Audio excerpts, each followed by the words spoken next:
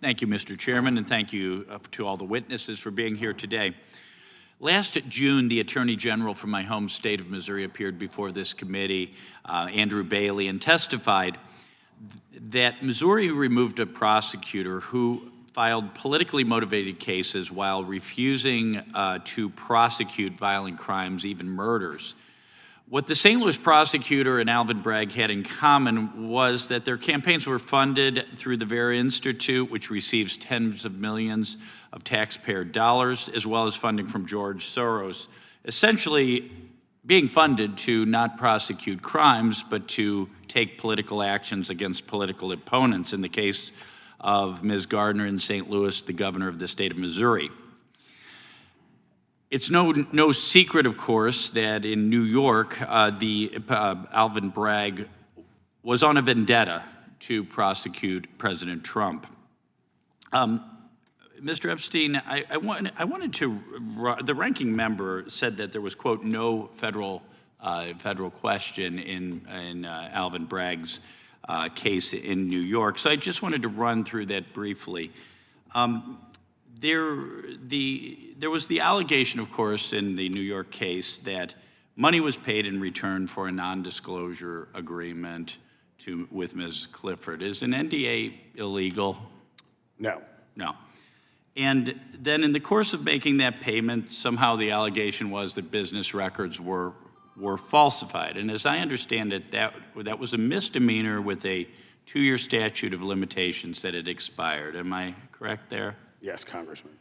Okay, so, but if the business records were falsified in furtherance of another crime, then the statute of limitations wouldn't be expired and it would be a felony, not a misdemeanor. Is that right? Right. Okay. So then the question is, what law was violated? And it's my understanding, as stated earlier in your inquiry with Congressman Hageman, it's the FECA of 1971, the federal election law of 1971.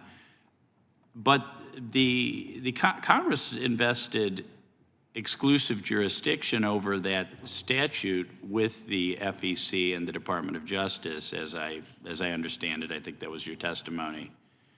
So the FEC looked at the case, looked at that allegation and decided that it was without merit. And the New York court did not have jurisdiction over that anyway. I mean, can you explain again how the issue of campaign finance was crucial to this case and was indeed a federal question? Yeah, no, I mean, I think your bewilderment is justified and explained by a longstanding principle in our American jurisprudence that when you have an agency like the FEC that has expertise in federal election campaign contributions or expenditures, and then you have a state trial judge who has no expertise, that our doctrines say that that judge should stay the case, refer it to the expert agency, and allow them to first adjudicate. If they, in this case, look at the facts and determine we are not going to act, then you can potentially proceed with a further criminal prosecution. And I can say that the primary jurisdiction doctrine has been used in state law prosecutions before to stay those cases. And that was not something that this court was willing to do.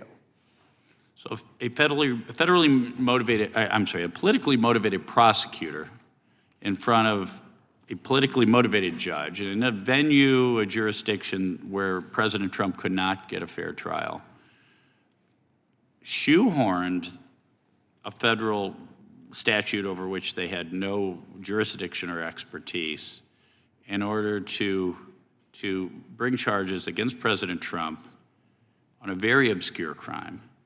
It's just absolutely unbelievable.